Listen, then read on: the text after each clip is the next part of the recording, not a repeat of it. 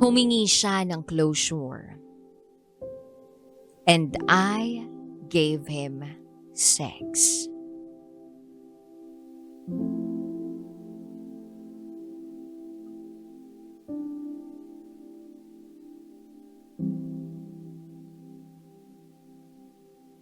Hi DJ Rocky.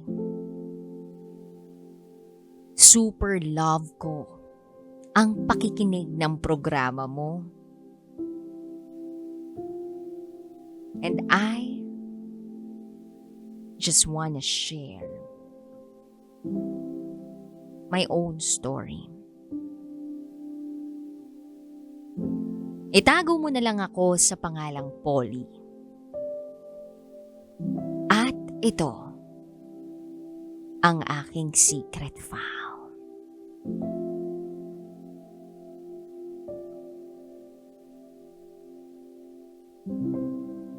December 2019, nang meron akong makilala through chat.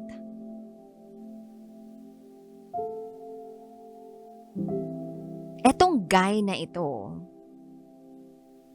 siya ang naunang mag-chat sa akin. Nakapag-usap kami ng ilang beses. Then after few days, hindi na siya nagparamdam. So, ang ginawa ko, in-unfriend ko siya. Kasi hindi ko naman siya kilala ng personal.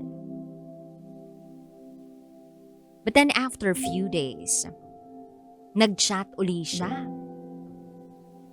At ang sabi niya, busy lang siya sa trabaho niya, kaya hindi na siya nakapag-chat. So, nagtuloy ang communication namin. Lumipas pa ang mga araw. Nagkita na kami. Tuloy-tuloy ang labas namin after ng first meet namin. Hanggang sa ipinakilala na niya ako sa pamilya niya. But then one day, pumunta ako sa kanila. Tapos biglang may dumating na isang babaeng may itsura. Katamtaman ng taas, medyo maputi, at cute. Ang sabi niya, girlfriend daw siya. Ako naman, nabigla sa narinig ko. Wala naman akong alam eh. Hindi naman nasabi ng guy na to na meron siyang girlfriend. At mali rin ako dahil hindi naman ako nagtanong nun.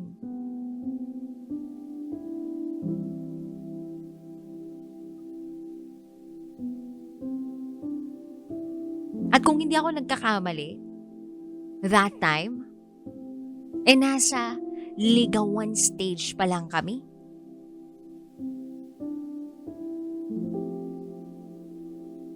Siguro,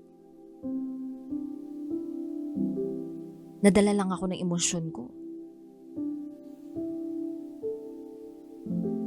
Kaya, that time na kaharap ko yung girlfriend niya ko, no?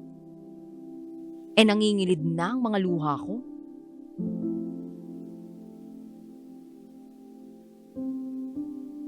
At sa sobrang nasaktan ako, kinausap ako ng mama niya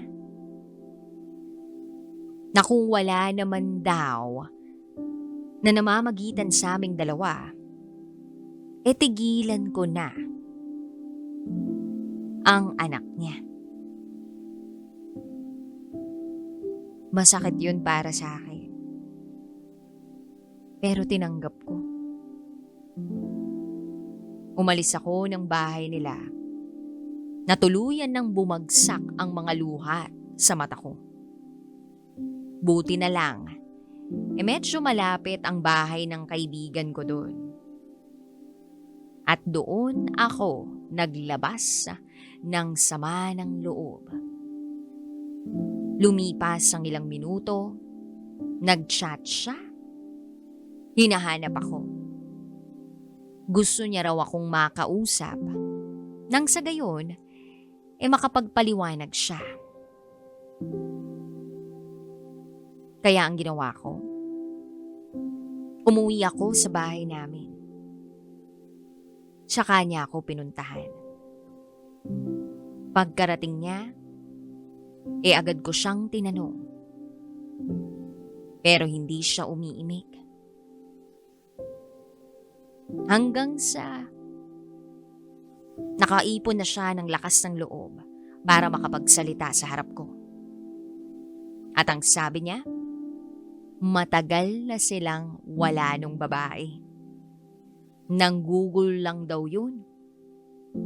Ex niya raw yun. Naisip ko, posible naman yun eh. Wala rin naman akong nakikitang post niya sa social media na may girlfriend siya. At dahil nahuhulog na ang loob ko sa kanya, ay pinaniwalaan ko yun. Naniwala akong matagal nang wala sila nung babae at nanggugulo lang yun sa kanila. Sa amin. Then, January 2020 came. Naging kami. Akala ko okay na. But after few weeks, naging cold siya. Then nalaman ko na buntis yung babaeng nakasabayang kong pumunta sa kanila. Yung sinasabing girlfriend niya. At dahil doon, nagpaubaya na ako. Ang sakit nun sobra. Binitiwan ko siya. Ayaw ko makipag-usap sa iba. There were times na pumupunta siya ng bahay kahit 10 oras na ng gabi para lang makita o makausap ako.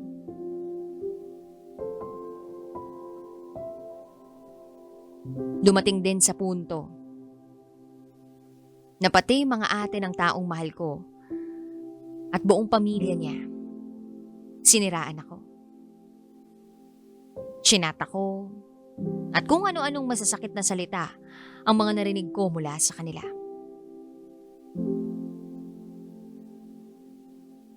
Ayaw ko naman talaga na pumasok sa maling relasyon. Wala naman akong intensyong manira o manggulo ng relasyon. Pero masyadong makulit itong lalaking to.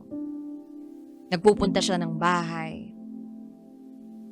Hanggang sa akala ko talaga, wala na sila. Akala ko kasi, gawa-gawa lang yung kwentong buntis yung ex niya. Kaya itinuloy ko. Itinuloy namin ang relasyon namin. Hanggang sa tumigil na yung ex niya.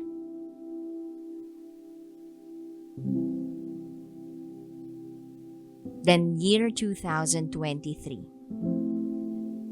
On and off ang relationship namin. There were times na nagbe-break kami. Susuyuin niya ako, pupuntahan. Hanggang sa hindi na lang kakausapin. Ako rin naman yung nakikipaghiwalay sa kanya. Kasi nga, Ang toxic namin. Yung mga bagay na dating ginagawa niya, hindi na niya ginagawa. Hindi niya man lang ako mabigyan ng assurance, consistency, and peace of mind. Dati willing niyang gawin yun para sa akin. Pero ngayon, ako na yung nagbebeg para gawin niya yun. Yung simpleng gala at update, wala na. Simpleng hatid sundo sa trabaho, wala. Then one day, may nagsabi sa utak ko na buksan ang account niya. Hindi ko na kasi alam yung passwords niya noon. Then pag-open ko, nung isang account niya na alam ko yung email, hindi yung main account niya yung nabuksan, kundi yung dummy account niya. At dun ako nangatog. Ginagamit niya yung dummy account niya na yun para lokohin ako. And he was already cheating on me since Feb 2023. Iba't ibang babae. Iba't ibang conversations. At para akong pinagbagsakan ng langit at lupa noon. Damang-dama ko yung panlalamig ng mga kamay at paa ko. Ni hindi ko nga maramdaman na napatak na yung mga luha ko. Yung puso ko parang sinasaksak sa sobrang sakit.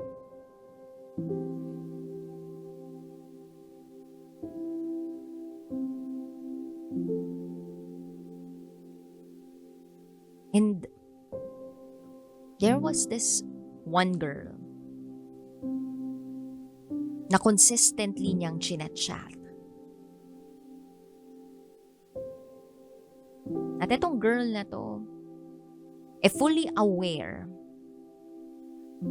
na merong ako, pero hindi lumayo. At yung mismong araw na yun, na nabuksan ko yung dummy account niya, tinanong ko yung ex kung kilala ba yun. But then she said, it's none of my business. I tried to investigate.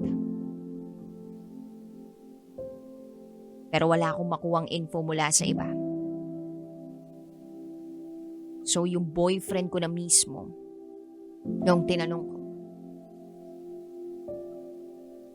kilala ba niya yung girl? Pero nag-deny siya. Hanggang sa pinakita ko yung conversations nila. Ang sabi niya lang sa akin, pupuntahan na lang daw niya ako sa amin at doon na kami mag-usap. Kinagabihan, pinuntahan niya ako. Naghihintay ako ng paliwanag pero hindi na siya umiimik. Nagmamakaawa ako sa kanya, ayusin namin ang relasyon namin. Ang dami ko ng hirap na pinagdaanan sa relasyon namin. Ngayon pa ba kami bibitaw? Ang sakit. Then tinanong ko siya kung mahal na niya yung babae.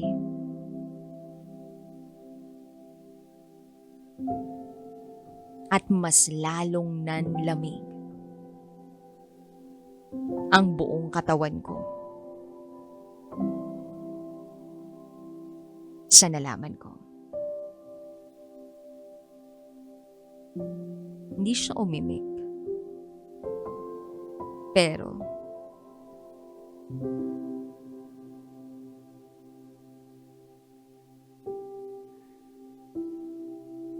tumango siya.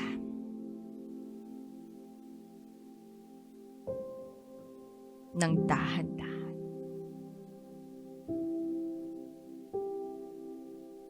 Confirmed. Alam kong mahal na niya yung babae.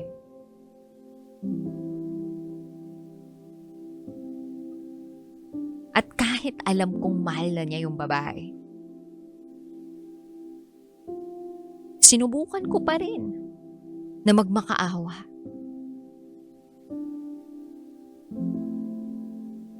Sabi ko, ayusin natin to. Either siya lang or ako. Hindi pwedeng dalawa kami.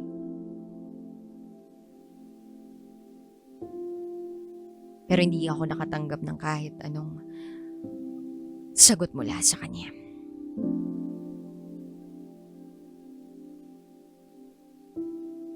Time went by. Kinailangan kong pumasok sa trabaho. Nag-duty ako na lutang. Naiyak. Tulala. Apektado ang trabaho ko. To the point na nagpasa ako ng resignation letter. Yes. Because of a heartbreak.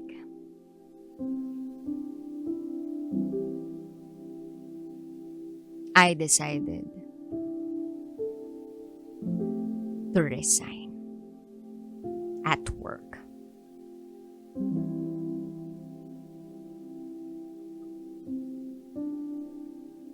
Then ilang days before Christmas, lungkot na lungkot ako.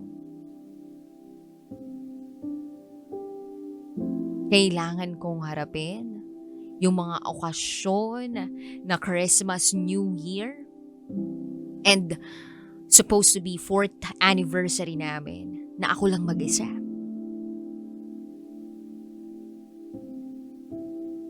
At para bang sinusubok ng panahon yung bait ko. Kasi may mga pagkakataong kung nasan ako, nakikita ko naman yung mga tita at mga pinsan niya. It was New Year's Eve nang makita ko yung tito at tita niya. At dahil napalapit na sila sa akin, niyakap ko yung tita niya. Sabi pa nga nung tita niya, ipag-pray ko na magkabalikan kayo. Hindi man ngayon, pero sana kapag okay na yung panahon kayo ulit. Humingi pa nga siya ng tawad sa nagawa ng ex ko sa akin. Well, napakahirap. Napakahirap na hindi naman talaga ako gustong-gusto ng pamilya niya. Pero kahit ganun, ibinigay ko yung nararapat na respeto para sa kanila.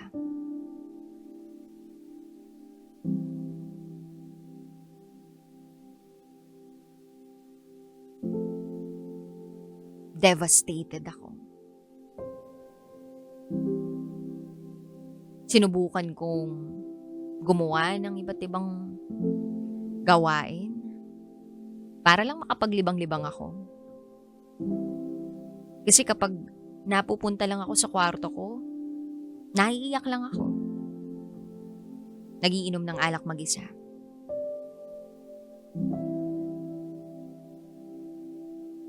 Masakit. Masakit na masakit. Nakakala ko siya na pero hindi pa pala. On and off yung relationship namin sa loob ng halos 4 na taon. I endured all the pain, the hurt.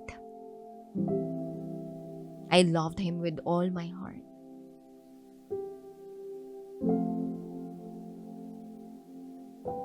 Pero dito lang kami mauuwi.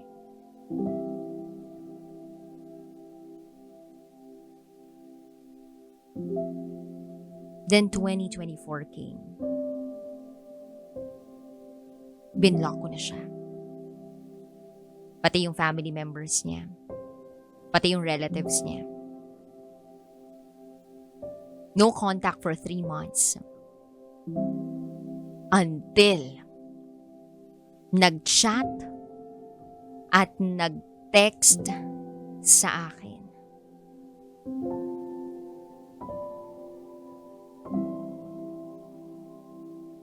Ang ex ko.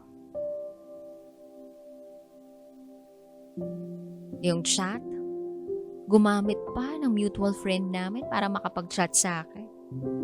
Yung text naman, gumamit pa ng ibang SIM para lang makausap ako. Akala ko okay na ako eh. Akala ko hindi ko na papatulan yun. But for my peace of mind, nakipagkita ako. But DJ Rocky, sa totoo lang, walang maayos na mga salita ang mga lumabas sa bibig niya. Hindi kami nakapag-usap ng maayos.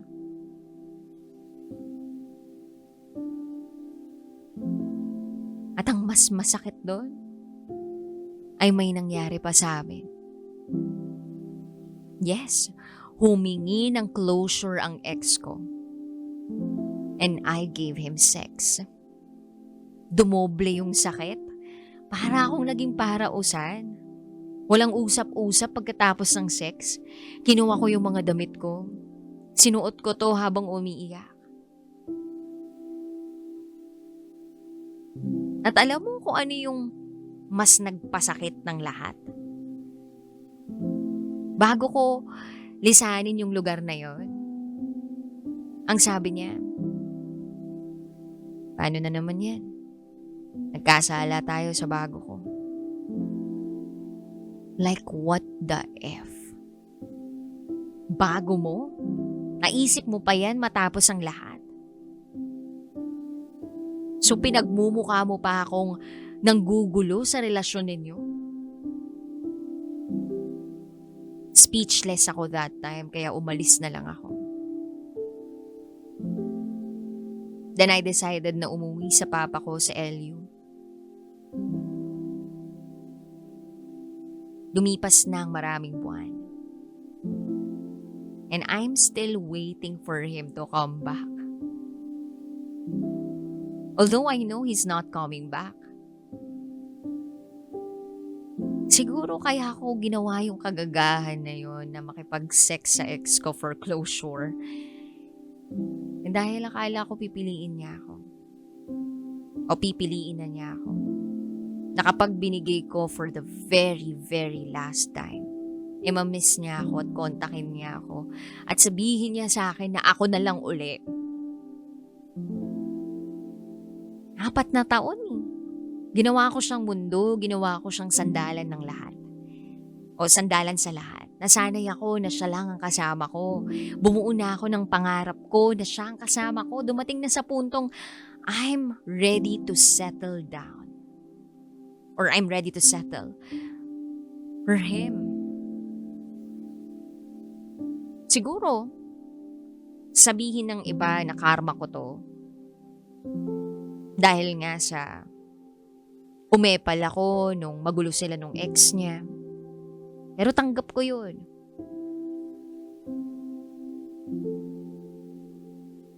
Pero hindi mo naman masisisi yung isang tao nagmamahal lang. Siya lang ang nagmahal sa akin. Pinaramdam niya sa akin yung unconditional love and what real love is. What we had for 4 years was full of love. And up until now, I still love that person. Kahit na maraming beses niya akong niloko.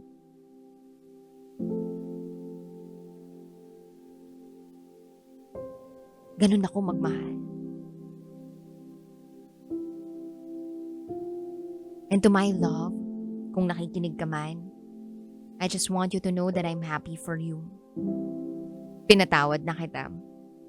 Mahal kita at mamahalin kita ng tahimik sa malayo.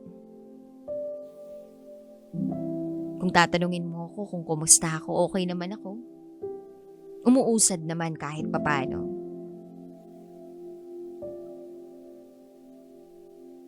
Pero nagbabalik tanaw pa rin ako. Gusto kitang balikan o gusto kitang bumalik. Pero alam kong malabo na mangyari nun.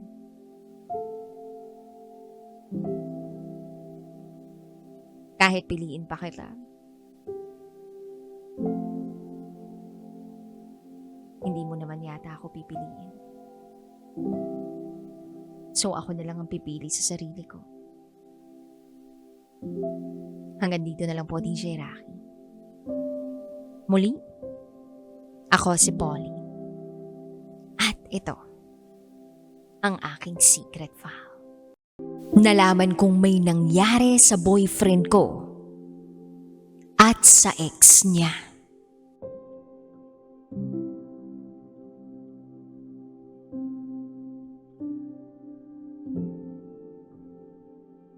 Hi, DJ Rocky.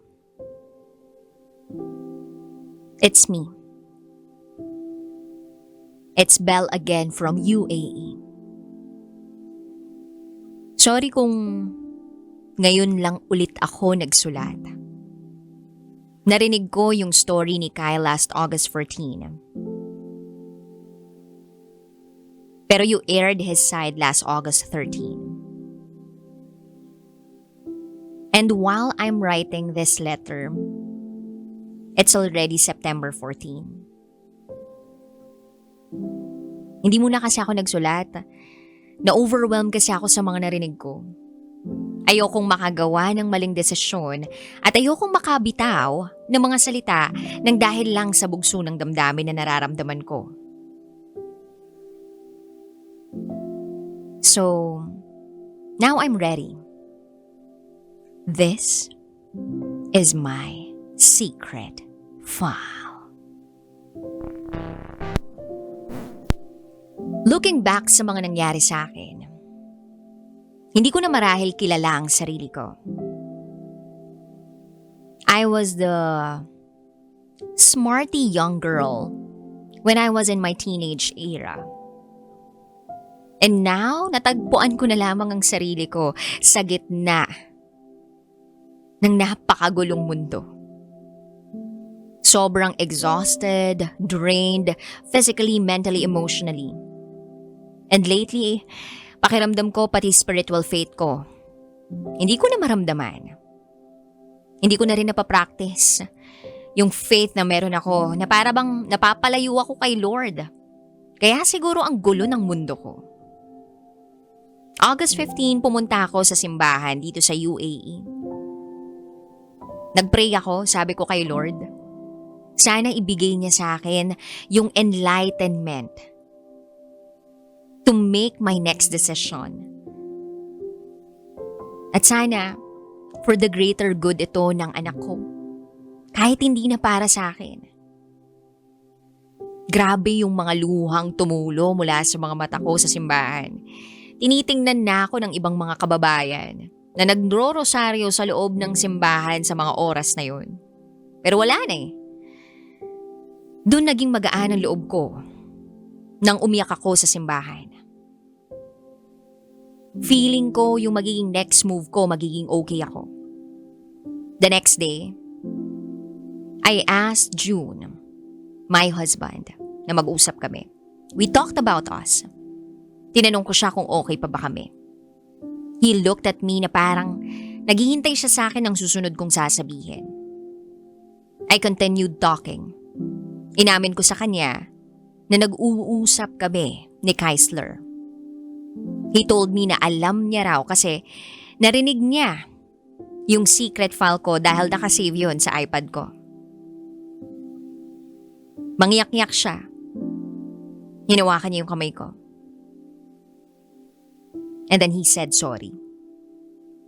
Finally, DJ Rocky, nakuha ko yung sincere sorry na I was looking for almost 1.5 years. Naiyak ako, umiyak ako ng sobra. Yun yung sorry na hinahanap at hinihingi ko sa kanya noon pa. Nag-usap kami. Pinag-usapan namin yung kalagayan ng anak namin. Magko-co-parenting kami. Dahil hindi naman siya mapapalitan ng kahit sinong lalaki sa buhay ng anak ko. Pero sa akin ang anak ko. Pwede niyang hiramin but we agreed na hindi pwedeng matulog sa kanila ang anak ko dahil wala akong tiwala sa pamilya niya. Quick background regarding his family. Nung nagloko si June, kinonsinti ito ng mama niya. Umalis na raw sa bahay namin at iwan kami ng anak niya.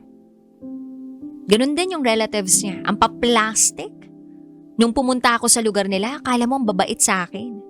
Pero ang totoo, nababasa ko sa FB nila ang pambabash nila sa akin.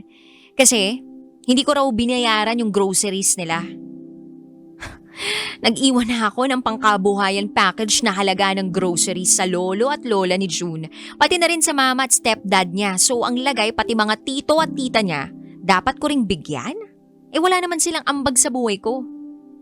This mindset of every Filipino family is very toxic. Na parang kapag nakaahon ng isa sa pamilya nila, parang obligasyon na natulungan sila. So paano kami, ubos? Sorry sa pamilya ni June kung naging madamot ako sa mga mata niyo. Pero para sa akin, sapat na natulungan ko sina mama at papa, lolo at lola ni June na nagpalaki sa kanya pero hindi kasama doon ang buong angkan. Anyway, June and I agreed on one thing. Yun na yung mapabuti ang anak namin. Mas okay na lumaki ang anak ko na nakikita niyang okay kami ng daddy niya kahit hindi kami magkasama. Kesa palakihin ko ang anak ko sa isang pamilya na hindi masaya. Ayokong maging toxic ang family. Nakakalakihan niya. After we talk, binalik ko kay June yung singsing namin. Umiyak siya. Nagsisisi raw siya. Nagsisisi siya for everything sa panluloko niya at sa pagiging duwag niya sa responsibilidad maging padre de pamilya. Hindi siya humingi ng chance dahil alam niya na sagad na ako at wala na sa aking natitira pa. Niyakap na lang niya ako ng sobrang higpit at hinalikan sa noo. Sabi niya sa akin bago ako umalis, mahal na mahal niya raw ako. Tumayo na ako at umalis. Dahil kahit sobrang sakit sa parte ko, hindi ko maikakaila na mahal ko pa rin naman si June. Sadyang, hindi na lang talaga maganda yung pagsasama namin. Pinagtagpo para ibigay ang pinakamagandang regalo ng Panginoon sa buhay namin. At ito ang anak namin. Umuwi ako at nag-empake para lumipat ng flat. After kong mag-empake, nakitira muna ako sa classmate ko na nasa UAE rin para kinabukasan makakapaghanap ako ng malilipatan. Umalis ako to restart, bagong environment. Bago ako matulog, tiningnan ko yung spam messages ko sa FB. Nakita ko yung chats ni Kai. Everyone's calling him K pero ako I call him Kai. Belle, I still love you. Yan ang huling chat niya. Ang dami niya pang messages pero halos hindi ko na rin naman naiintindihan. Na-overwhelm pa ako kaya hindi ko siya nun nireplyan. Si Kai kasi as of the moment, one step na lang para maging kapitan. He is financially stable but aside from that, hindi ko na siya kilala. Hindi ko na alam kung sino si Kai after we broke up 6 years ago. Hindi ko na siya kilala dahil hindi naman ako tulad niya na nakikibalita. I wonder kung sino na siya ngayon. I wonder kung nagbago siya. Kung ano nangyari sa kanya noon at ngayon. While still looking at his profile picture sa FB, I wonder kung bakit nga ba kami nag-break. Bakit nga ba kami humantong sa ganitong punto? Ang naalala ko lang na ending namin, I found myself having an appointment sa psychiatrist. Yes, because of the depression after we broke up, I almost lost myself. This time, let me tell you why our love story turned into a trauma love story. He is Keisler. Second name niya yun. Half British-Australian and half Filipino. Mother niya, Pinay. Father niya, half British, half Australian. Panganay siya sa magkakapatid. Kaedad ko ang kapatid niyang si Melay. Sa totoo lang, DJ Rocky, hindi ko na rin talaga maalala lahat ng meron sa amin ni Kai. Kaya naman to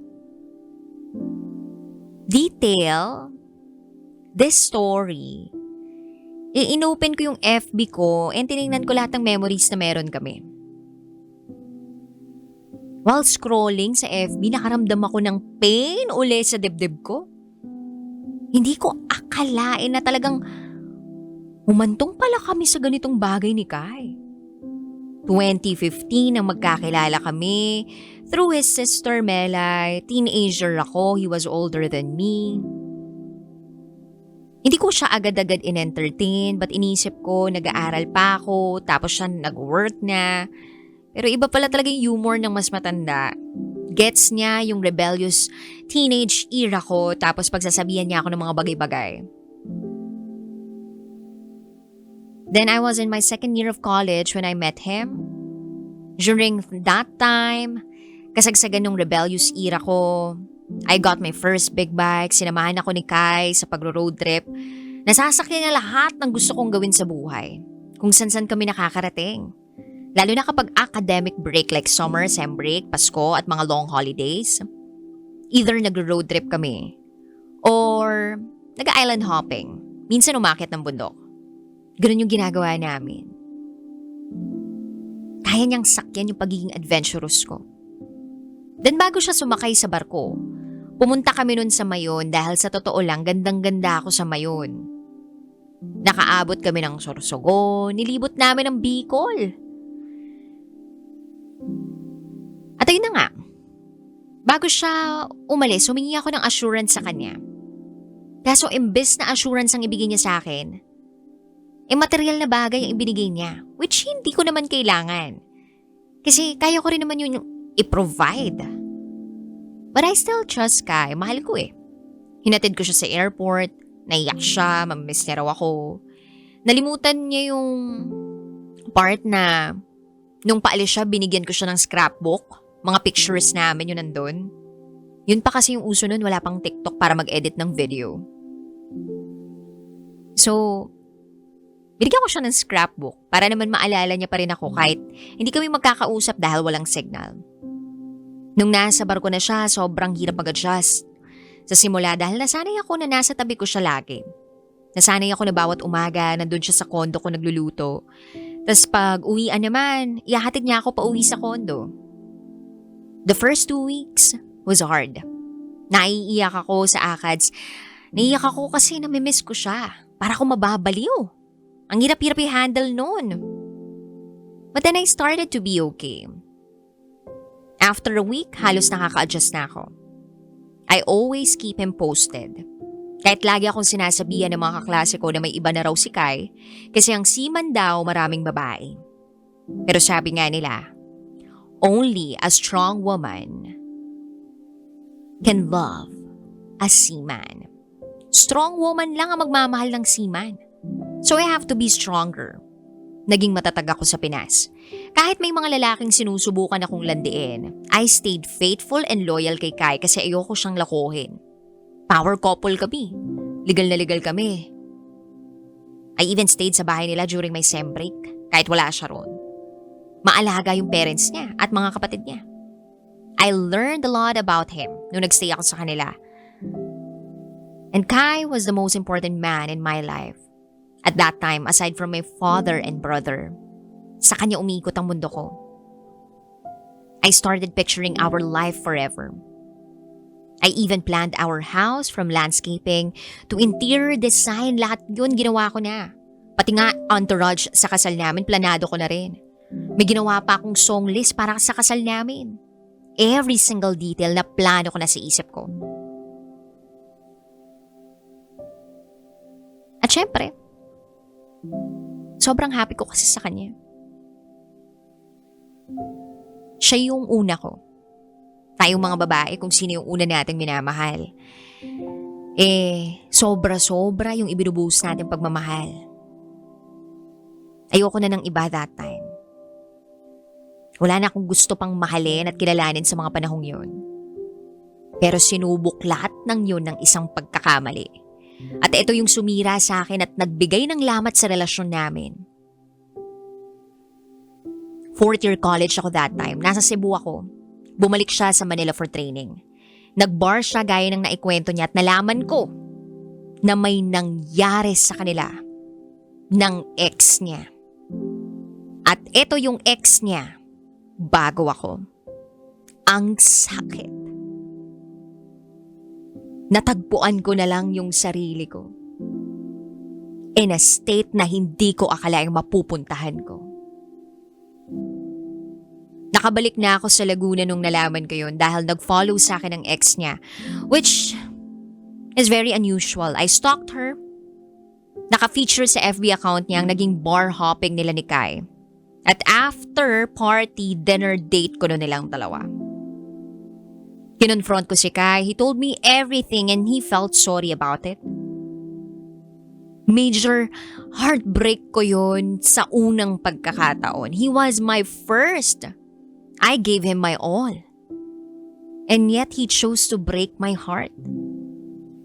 Rebound lang ba ako? I lost focus sa studies ko. Imagine, I ditched my final exams sa major subject naming machine design. Bago magsimula yung exam, I was crying sa room namin. One of my classmates hugged me at doon na lang bumuhos ang mga luha ko. Umupo ako sa seat ko para mag-exam. Tapos pagbigay ng exam paper sa akin, naiyak ako lalo. Kahit alam ko yung gagawin, nabablanko ako. Naiisip ko yung ginawa niya sa akin. Kaya tumayo ako at hindi nag-final exam.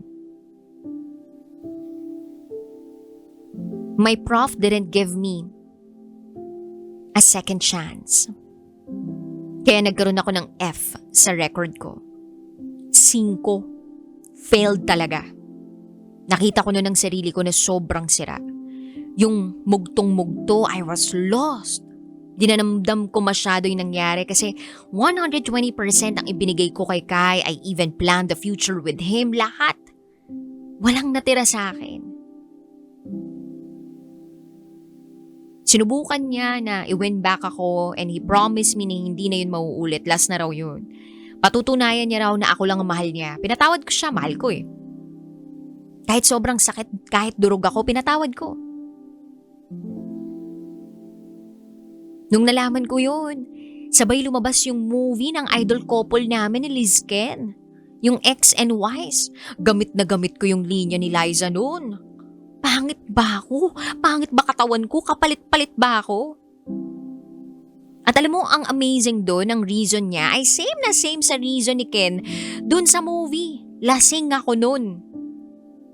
Kahit nga sa secret file niya, hindi niya rin masabi yung rason kung bakit niya ako nagawang lokohin. Sabi niya sa kwento niya sa hindi ko alam na rason, like fudge.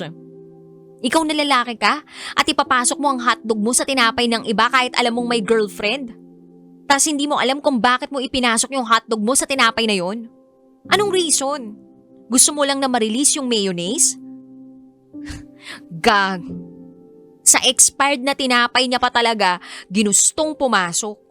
Ilang beses kong pinanood yung X and Y's na yun kasi durog na durog yung puso ko. Parang yun yung kwento ng naging buhay ko eh. I also lost my scholarship dahil nga I failed one of my major subjects. Nawala ako sa president's list dahil nagkaroon ako ng F sa grades ko. Yung ex niya na yon, naging friend namin dahil naging kampante ako na may boyfriend naman yung babae. One time nung pumunta siya sa Makati, may aasikasuhin. I offered na sa condo ko muna siya magstay since I was living in Kai's condo. Umuwi ako galing school. I saw her sa condo ni Kai nasa sofa na parang feel at home. Nakasando lang siya. Tinanong ko si Kai kung bakit nandito yung ex niya. Sabi niya, hindi rin niya alam. That same night, natulog din si girl sa condo ni Guy. And Kai being so gentleman, kami ang pinatulog niya sa bed while siya nasa couch lang. But before that, hinintay niya muna akong matulog kasi ganun siya. Gusto niya katabi ko siya kapag matutulog na ako. Around 10 p.m. nagising ako, yung girl wala na sa bed. Tumayo ako, nakita ko sa veranda ng kondo si Kai at yung ex niya nainom. Nagyosi pa. Ayokong ginagawa ni Kai yun. So, tinawag ko si Kai. He immediately threw his cigar and straight to the banyo para mag-mouthwash, magugas ng kamay kasi ayoko ng amoy ng yosi. Habang nasa banyo si Kai, nagliligpit na si girl ng gamit. Aalis na raw siya kasi baka nakakaistorbo na. I never stopped her, hinayaan ko siyang umalis. Paglabas ni Kai, he kissed me and said he's sorry. That was the first time I saw Kai with his ex. And the next thing, yun na yung mga patagong happenings nila behind my back. Pinili ko pa rin patawarin si Kai kasi mahal ko siya. Pero unlike before na open siyang gawin lahat, nagsimula na ako magkaroon ng pagdududa. Nagsimula na ako maging striktang girlfriend. Nagkaroon na rin ako ng anxiety because of that. Every time na aalis siya, hindi napapanatag ang isip ko kung nasan siya.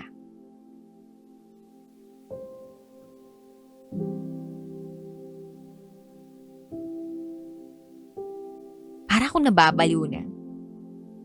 Nag-overthink ako kung sino kausap niya pag hindi siya nakakapag-reply sa akin. At hindi na healthy yung relationship namin after noon. I even started to drink and learn how to smoke using e-cigar. Naubos ako. Parang naubos yung pagmamahal na kaya kong ibigay. Our whole third year together,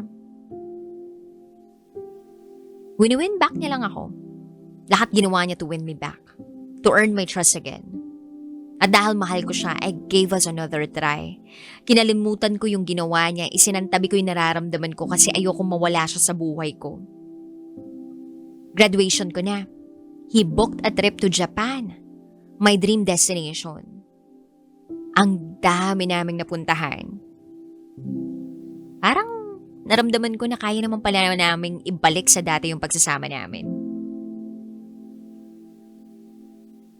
Then, nandun kami sa Disneyland. Nanunood ng fireworks. Hinalikan niya ang ulo ko. Kumawala sa pagkakayakap. Tumingin ako sa likod. Pagtingin ko, nakaluhod na siya. Hawak-hawak ang singsing at nag-propose. Umiyak siya, sabi niya. Yun na raw yung assurance na ibibigay niya sa akin na ako ang gusto niyang iharap sa altar at makasama habang buhay. He asked me to marry him and I said yes.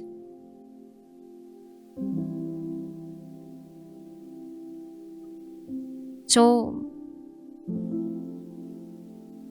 after ng Japan trip namin, unti-unting bumalik yung dati naming pagsasama. Nagre-review niya ako that time for board exams. Lagi niya akong dinadalhan ng food pag nagre-review ako. Binibilhan niya ako ng coffee. Kapag masakit ang likod ko, siya ang instant tagahilot ko. Pinatunayan niya sa akin na nagbago siya. Then pumunta kami ng Laguna to start our business. Nag-start kami ng water refilling namin sa Don Bosco. Then sa Baguio.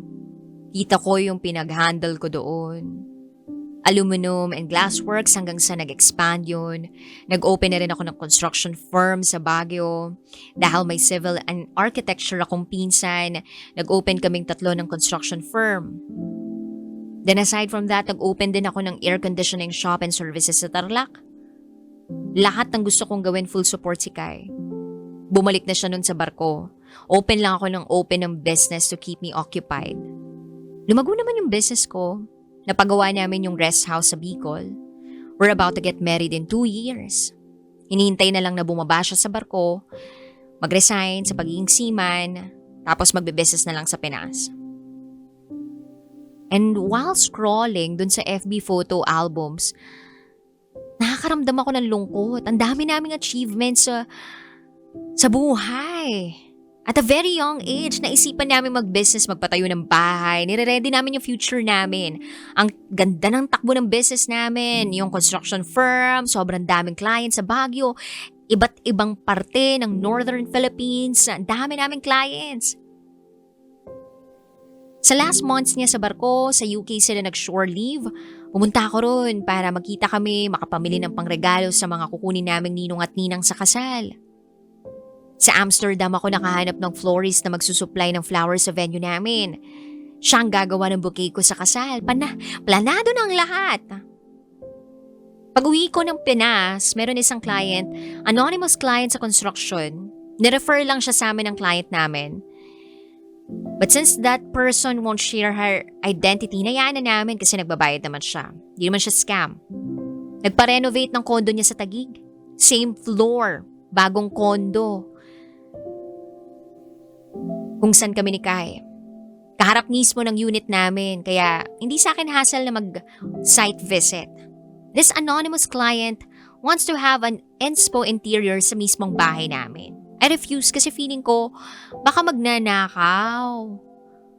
Na ginagawa lang modus na alamin ang pasikot-sikot ng kondo. But she insisted to pay for the inspo. Dahil sabi niya, how can I trust sa bahay ko kung hindi nyo naman kayang pagandahin ang bahay nyo? E na-trigger kami magpipinsan since bayad nga kami, go kami. Nagandahan siya sa inspo ng kondo namin. Yung modern American-inspired na interior. Kaya halos copycat siya ng kondo ko. Then after the project, doon lang namin nalaman ang name ni client. But prior on our knowing our client's name, nung dumating na si Kai sa Pinas, nagulat na lang ako na nasa kondo siya ni client. Doon siya galing. As in, kalalabas niya lang sa pinto and I asked him, anong ginagawa mo dyan? He answered me, wala babe, nagpatulong sa akin yung lola na ipasok ang grocery niya, kawawa kasi babe, ang bibigat. Napataas ang kilay ko. Ang alam ko sa client namin mid-30s. Hindi pa naman lola. Ginaslight ko lang yung sarili ko noon na baka naman lola talaga yung client na nakatira doon.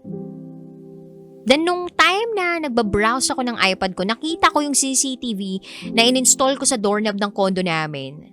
I checked kasi curious ako if dumating na ba yung client namin. Napatayo ako sa bar chair na inuupuan ko sa mga oras na yun. Hindi lola yung client kundi ex ni Kai. Naiyak ako. Ex ni Kai yun. I confronted Kai. Bakit pumunta siya sa condo? Hindi ko muna nun sinasabi sa kanya na alam ko na. He has a chance na sabihin sa akin ng totoo pero mas pinili niya magsinungaling. Sabi niya, babe, paano kasi same na same sa condo natin? Nalito lang ako nun. Doon ko na nasampal si Kai ng sobrang lakas.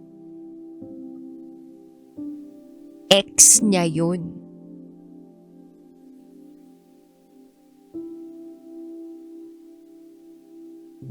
Nawalan ako ng interest. Hindi ako makatulog. Knowing na nandun lang sa harap ng kondo namin yung kondo ng ex ni Kai. Ang hirap ng sitwasyon ko.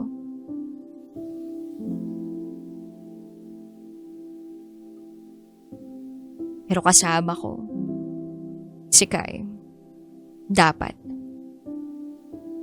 sa life.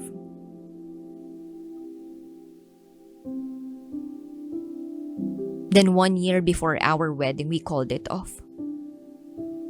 Nagising ako sa katotohanan na hindi ko pa kaya. Hindi niya na-prove sa akin na wala akong dapat ikaselos. Hindi niya na ibigay yung inner peace.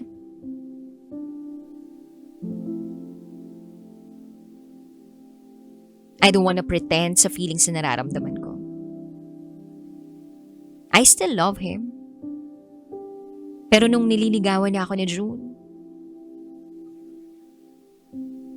wala. I just fell in love. Wala naman daw ako yung kakagalit.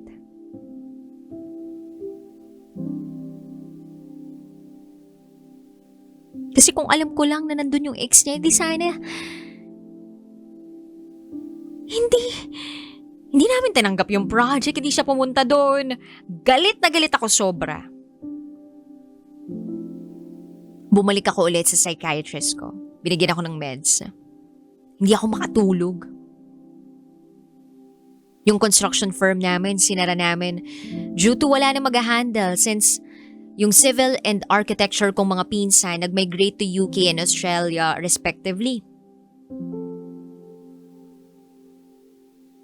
Then na-stroke ang mother ko.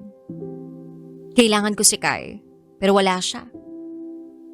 He's handling the last 4 projects ng construction namin. Busy siya sobra. Habang ako, bantay-bantay si mommy sa hospital. I was crying kasi bunso ako. My brothers and sisters were not in the Philippines. Wala akong maiyakan. Kailangan kong maging matatag para kay mommy.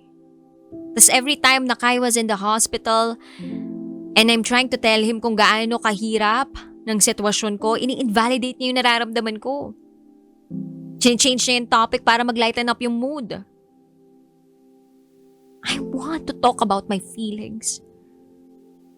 Gusto kong umupo kami at mag-usap tungkol sa nararamdaman ko kasi galit na galit pa rin ako sa ex niya at sa kanya. And now, I'm here looking at my mother in the hospital while I am too much in pain. Pero wala. He chose to invalidate my feelings. After makalabas ni Mama sa hospital, mga kapatid ko muna yung nag-alaga sa kanya since nauwi na sila dito sa Pilipinas. Then I traveled. Pumunta akong Bacolod sa kapatid ng papa ko. Bacolod is the city of smiles, diba? Sabi, susunod daw si Kai sa akin. Sobrang peaceful sana ng vacation ko na yun, not until I receive a sad news. My favorite tita in my mother's side passed away. Parang nawala yung second mom ko.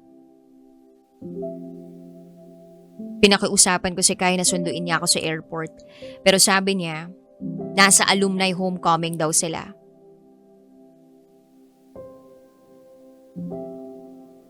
Kasama ang ex niya. Same sila ng school during high school eh. Hindi ko na alam ang mararamdaman ko. Patay ang tita ko, may sakit ng mother ko, ang fiancé ko, missing in action. Nagising na lang ako, nasa ospital na ako, na-confined ako, di ko na kinaya yung stress. I saw Kai sleeping sa couch sa room and my daddy was standing in the corner watching her daughter almost lost her life. Niyakap ako ng daddy ko at ang sabi niya sa akin, "If the world stops loving you, please love yourself, anak." At umiyak ako sa yakap ni daddy. So 1 year before our wedding, we called it off. I called it off. Nagising ako sa katotohanan na hindi ko pa kaya. He never proved himself na wala akong dapat ikaselos. He never gave me my inner peace. Sabi niya wala siyang ibang babae. Pero wala akong peace of mind. Nagalit pa nga siya nung sinabi ko sa kanya na pause muna namin yung plan for our wedding. In-invalidate niya yung nararamdaman ko and it was a big factor sa relationship namin. Sabi niya hindi niya raw ini-invalidate yung feelings ko. Ayaw lang niya na lagi kong isipin ang problema ko. Gusto niya raw na kapag kasama niya ako masaya lang daw ako. But sa akin hindi. I don't wanna pretend sa feelings na nararamdaman ko. Ang immature namin. After calling off the wedding, I decided to end our relationship. After Kai, never ako nagkaroon ng serious relationship. Yung mga napundar namin, we stopped sa lahat ng pagpapagawa ng mga yun. The rest house in Albay, pinabili namin. Yung condo sa Taguig, binenta rin namin. Yung business sa Tarlac, binigay ko na sa bayaw ko since siya na naman yung nag-handle nun. Nung time na wala na ako sa focus. Dealing alone with my depression was so difficult. I was left behind. Wala akong matakbuhan. Hanggang sa natagpuan ko na lang yung sarili ko na nakikipag one night stand sa mga lalaking gustong pumorma sa akin. Baka yun lang naman talaga habol nila, ba't papatatagalin? Never ako nagkaroon ng serious relationship. Naging party goer ako. Tumigil lang ako nung lockdown. That time, I still loved Kai. Ayoko pang pumasok sa relationship. Then niligawan ako ni June.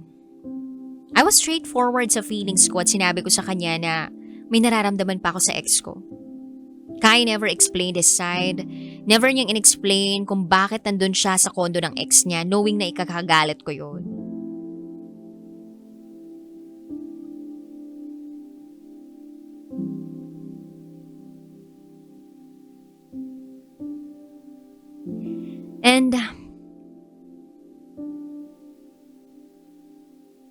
Yung psychiatrist ko, tinulungan niya ako para ma-handle ko yung stress and depression na meron ako.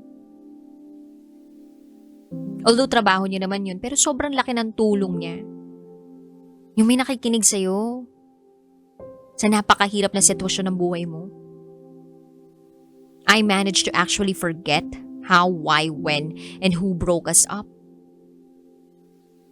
And regarding Jeremy, totoo na nagulat ako at hesitant na after seeing him standing at a mall, kasama siya, akala ko sa kanya talaga yung baby.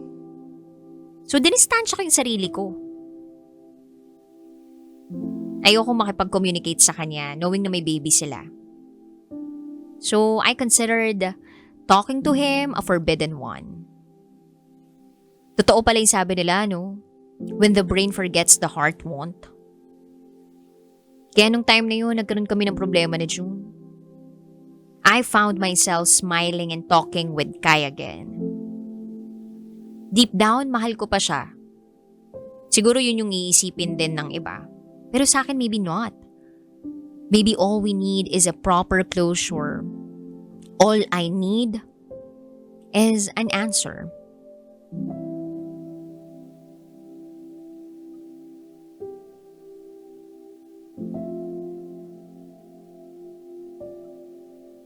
DJ Rocky, may sinabi ka na may mga tao talaga na mahal yung isa't isa pero hindi pwedeng magkasama. And there are some people na magkasama pero hindi na nagmamahalan. Tinamaan ako doon. Hindi ko alam kung anong next step na gagawin ko. But please allow me to give a message for June. To June, sorry, napagod ako. Napagod ako sa kabubuhat ng relasyon natin. Nung time na tumigil ka sa pagtatrabaho, ayokong huminto kahit pagod na ako kasi ayokong iparanas sa anak natin yung hirap. My parents did everything they could to provide my needs. Kaya ganun yung ginawa ko sa anak ko even without your help. Believe me, sinubukan ko. God knows sinubukan kong tulungan ka sa abot ng makakaya ko. But I can only do so much. Umabot na sa, hindi ko na alam kung paano kita matutulungan, na hindi ka magiging dependent sa kung anong kaya kong ibigay. Ginawa mo lahat para sa akin, oo. But I was also willing to give up almost everything for you too. Dahil hindi lang ako naging live-in partner mo, naging nanay mo rin ako, naging padre de pamilya sa atin. I had to be the adult one sa relationship kasi you were acting as a child, as if namimiss mong maging binata. I endured. Sobrang bigat. Hanggang sa bumabagsak na ako, lumulubog na ako at nauubos na ako. And to quote Julia dun sa movie nila ni Joshua, someone had to end it. Kasi alam kong hindi mo gagawin. Kasi tama ka, dalawa tayo dun. At dalawa din tayong malulubog kung walang tatapos. I hope we can work things out as a co-parent for our daughter. I loved you and sorry kung pagod na ako. I hope one day our daughter will understand why. Thank you for giving your precious gift sa buhay ko. Ang baby natin. No one can ever replace you as a dad for her. I wish you nothing but success in life. And to Kai, hindi ko alam kung paano ko sasabihin yung nararamdaman ko ngayon. I'm questioning myself as of the moment. Tinatanong ko kung mahal pa ba kita o baka infatuation lang yung nararamdaman ko ngayon or overwhelmed lang ako sa lahat ng bagay-bagay. Pero may isang bagay akong sigurado. Kai, you always have a special place in my heart. You will always be part of me. But I don't know if continuing what we ended is the right thing to do. Thank you sa lahat ng pagmamahal na ipinakita mo sa akin at sa lahat ng unsolicited na pag-aalaga simula noong mga panahon na wala na tayo hanggang ngayon. But as of now, I am sorry. Hindi ko kayang tumbasan ng pagmamahal na kaya mong ibigay. Dahil may anak na ako and I want her to feel the most love, and care. Nasaktan ako and I'm still scared. I'm in the process of forgiving and forgetting. So please allow me to be whole for my daughter. Hindi ko kailangan ng tao na iba para lang mabuo ako. My baby made me realize na capable ako to love and to be loved na second to no one. She also made me feel na capable ako magbigay ng pagmamahal na akala ko hindi ko kayang ibigay at iparamdam. Uli ang pagmamahal na unconditional love. Pasensya na kung magulo pa ang isip ko ngayon para balikan ka. But I don't feel sorry for choosing my peace of mind and my daughter. I'm hoping na i-continue mo lang yung buhay mo kahit anong mangyari. I hope na maging successful ka pa sa career mo. Looking forward ako sa lahat ng success mo na makakamtan in the future. Please also know how much I loved you. Minahal kita ng sobra. And because of loving you that much, I also lost myself. Siguro itong forbidden love, this time na meron tayo is a right love at the wrong time. We had the most wonderful years together and I thank you for that. I'm really thankful for having you. Even God knows how much I was thankful for having you in my past. No one can ever replace you as my first love. But now I found my forever love. I have my daughter with me. I hope you could understand that now I already have my priorities, and that also includes setting aside my own relationship interest. To my daughter, I hope mommy could give you everything you deserve. Please know that mommy did her best for you to have everything. But please also know that mommy also makes mistakes. But I will always and forever choose you, anak, over anyone or anything else. I love you so much. And lastly to myself, I hope one day you'll heal from all the hurtful moments. I'm so proud of you na you let alone conquer everything that you are facing. But right now, please allow yourself to heal and love yourself again. Dahil ikaw na lang ang meron ng anak mo. Kaya sana alagaan mo ang sarili mo. Proud ako sa lahat ng narating mo at mararating mo. Thank you, DJ Rocky, for giving us this kind of closure. I'm sending my heartfelt wishes for your ongoing prosperity and development, both in your careers and personal lives.